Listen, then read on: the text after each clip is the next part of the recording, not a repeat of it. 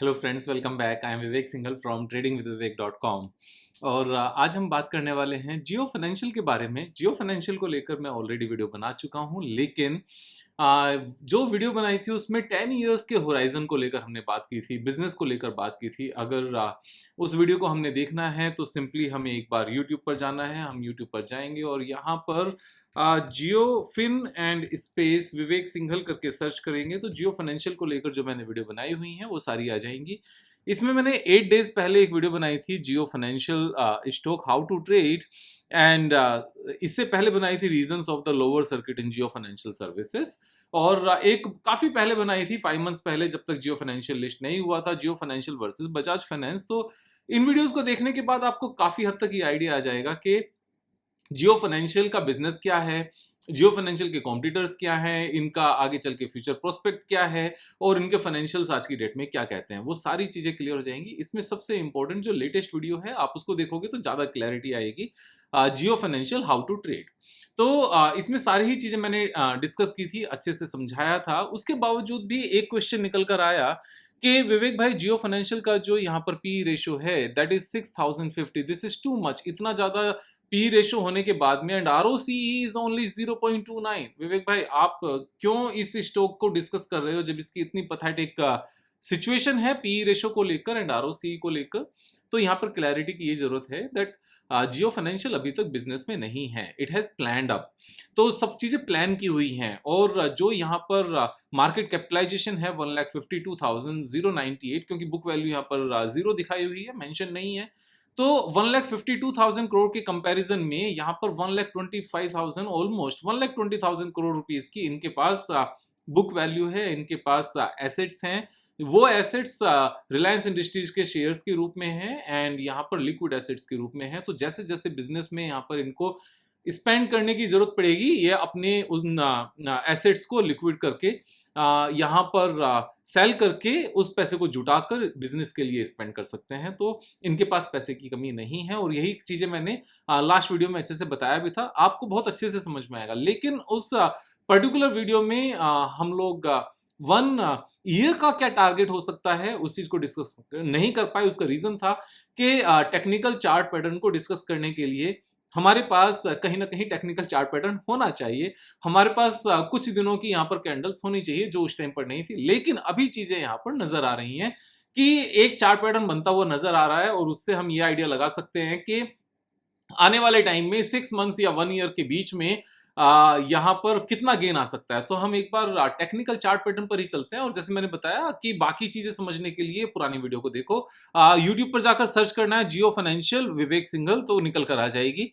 और यहाँ पर जब हम टेक्निकल्स को डिस्कस करते हैं तो अगेन जो बड़ा सिंपल सा पैटर्न बनता है, यहाँ पर सेम रेसिस्टेंस इसने दिखाया 2 बार, that is the first resistance and जहां से शुरू हुआ and this is the second resistance. तो सेम लेवल पर आया और वापस से नीचे आना शुरू हो गया।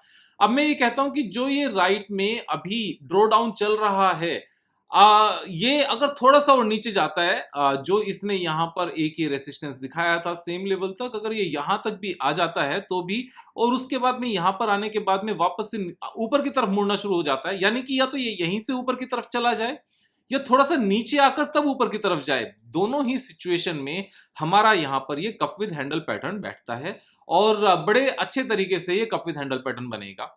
अब बनने में कितना टाइम लगेगा, हो सकता है 2 मंथ्स लगे, 1 मंथ लगे और उसके बाद में ऊपर जाना शुरू करे। जब भी ये technical chart pattern means cup with handle pattern बन के पूरा तैयार होकर ऊपर ब्रेकआउट देकर निकलेगा, तो जो टेक्निकल टारगेट इसका निकल कर आता है, that technical target comes almost 320 current price से, क्योंकि 59 पॉइंट्स का यहां पर गैप है जो मैक्सिमम डेप्थ है।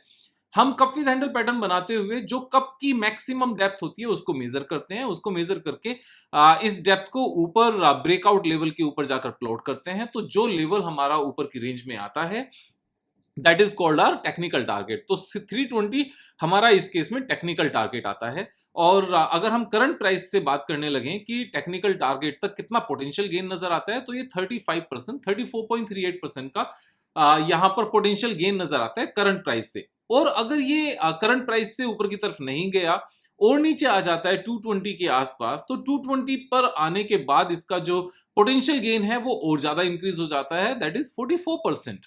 तो यहाँ पर दोनों ही सिचुएशन में अगर करंट प्राइस से देखा जाए तो भी 35% अच्छा गेन है, 34%, और अगर फर्दर नीचे आके तब घूमता है तो 44% के आसपास आता है। एंड अगर किसी रीजन से जो इसने लो बनाया, यानी कि जो इसकी बुक वैल्यू है, अगर एट पार बुक वैल्यू तक ये पहुंच गया, तो वहां से जो इसका टेक्निकल टारगेट निकल कर आएगा दैट विल बी 58%। लेकिन फिर क्वेश्चन ये आएगा विवेक भाई, जब यहां पर हैंडल इतना नीचे पहुंच जाएगा तो टेक्निकल टारगेट फिर कैसे निकलेगा इस केस में, क्योंकि फिर तो एक कप विद हैंडल पैटर्न बचेगा ही नहीं। तो उस केस में एक कप विद हैंडल पैटर्न नहीं बचेगा, बल्कि ये एक रेक्टेंगल पैटर्न बनेगा, यानी कि एक रेंज बाउंड ट्रेडिंग स्ट्रेटजी के बेस पर ये आ जाएगा। और यहां पर रेक्टेंगल ट्रेडिंग, रेक्टेंगल जो चार्ट पैटर्न है अपना, उस केस में जितनी भी डेप्थ होती है उस पर्टिकुलर रेक्टेंगल की, उतना ही यहां पर ऊपर लगाया जाता है। तो टेक्निकल टारगेट हमारा उस केस में भी सेम आने वाला है, दैट इज द 321। तो यहां पर जो टोटल अगर हम देखें नटशेल में, तो करंट प्राइस से 34% है, नीचे आ जाए थोड़ा सा तो 44% है, और अगर जहां तक इसने लो बनाया वहां तक आ जाए तो 58% है। तो मैं ऐसी सिचुएशन में क्या करूंगा, जैसे मैंने आपको इससे पहली वाली वीडियो में बताया था, इस तरह के स्टॉक्स को हम हमेशा जहां पर लॉन्ग टर्म में हमें साफ साफ क्लैरिटी नजर आए कि इसके बिजनेसेस इतने अच्छे होने वाले हैं, और ये रिलायंस की एक टेंडेंसी है। रिलायंस में जब भी मैं बात करता हूं तो काफी लोग अनिल अंबानी की बात जोड़ देते हैं। तो रिलायंस की आज की डेट में जब भी बात होती है तो मुकेश भाई फैमिली की होती है, और अनिल अंबानी की यहां पर बात नहीं होती। अनिल अंबानी की जब भी बात की जाती है तो पर्टिकुलर स्टॉक को लेकर लेकर की जाती है, चाहे वो रिलायंस कैपिटल हो, रिलायंस पावर हो, रिलायंस एनर्जी हो, रिलायंस इंफ्रा, जो भी उनके नेम्स चेंज हुए हैं। तो वो अलग है। यहां पर हम रिलायंस इंडस्ट्रीज की बात कर रहे हैं, जिसमें मुकेश भाई और उनके 3 बच्चे, अनंत, आकाश और ईशा, ये तीनों बच्चों की यहां पर बात है। तो जो जियो फाइनेंशियल है, इसको जो रन करने वाले हैं वो आकाश अंबानी करने वाले हैं, जो सबसे बड़े बेटे हैं, और जियो भी उन्हीं के पास है, रिलायंस इंडस्ट्रीज का जो पार्ट है।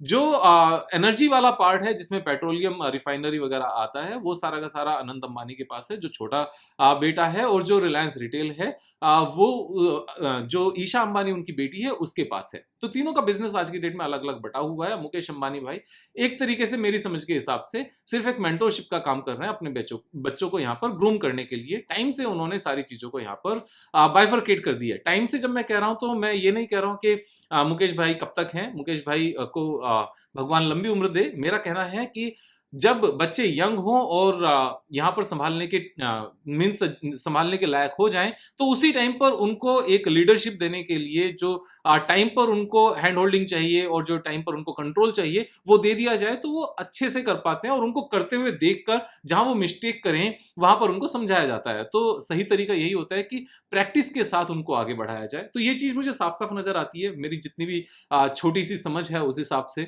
लेकिन अगर इस छोटी सी समझ से भी अगर पैसे बनते हैं तो अच्छी बात है। वही ईश्वर से यहाँ पर कामना रहती है कि हे ईश्वर, इतनी समझ जरूर देकर चलना कि इस स्टॉक मार्केट में जहां पर 2-3% लोग पैसा कमाते हैं और 97-98% पैसा लोग खोते हैं, कि उन 2-3% में हमें रखा जाए, जिससे हम अपनी लाइफ को अच्छा बना सकें। और यही रीजन है कि मैं हमेशा सभी को ऑप्शन से, डेरिवेटिव से, करेंसी से, इन सब चीजों से दूर रहने की बात करता हूं कि इन सब चीजों में नहीं जाओ जब इक्विटी में ट्रेडिंग करके अच्छा पैसा बनता हो यहाँ पर। तो यहाँ टेक्निकल टारगेट साफ साफ है, आंखों के सामने है। अगेन आई वुड से कि मैं जितना नीचे जाता जाएगा उतना ज्यादा बाय करता जाऊंगा। आई डोंट नो कि ये करंट लेवल से ऊपर उठेगा 34% गेन देने के लिए, या थोड़ा सा नीचे आकर ऊपर उठेगा 44% गेन देने के लिए, या बिल्कुल ही बॉटम पर जाकर उठेगा 58% गेन देने के लिए। But in any case, according to my experience, इस तरह की कंपनीज विद इन 1 ईयर ऊपर जाती हैं जनरली। लेकिन स्टॉक मार्केट है, कुछ नहीं कह सकते, टाइम ज्यादा भी लग सकता है, कम भी लग सकता है। और इसीलिए यहां पर फिक्स्ड डिपॉजिट से ज्यादा पैसा बनता है, क्योंकि काफी चीजों की अनसर्टेनिटी है। तो जब भी मार्केट में पैसा लगाओ, इस तरह की अनसर्टेनिटी को ध्यान में रखकर पैसा लगाओ। मेरे कहने से नहीं लगाओ, मेरे हिसाब से यहां पर चीजों को समझो और अपनी बैक टेस्टिंग करो, अपनी समझ लगाओ, और वेल डाइवर्सिफाइड पोर्टफोलियो रखो, जिससे अगर कोई एक स्टॉक हमारे हिसाब से नहीं चले तो भी बाकी स्टॉक्स ऊपर चल के हमारे ओवरऑल जो गोल है मार्केट से, जो पैसा कमाने का हमारा मन है, वो आ सके। यहाँ पर I will keep on sharing my experience with you, और आपने इन सब चीजों को अपने दोस्तों का शेयर करना है।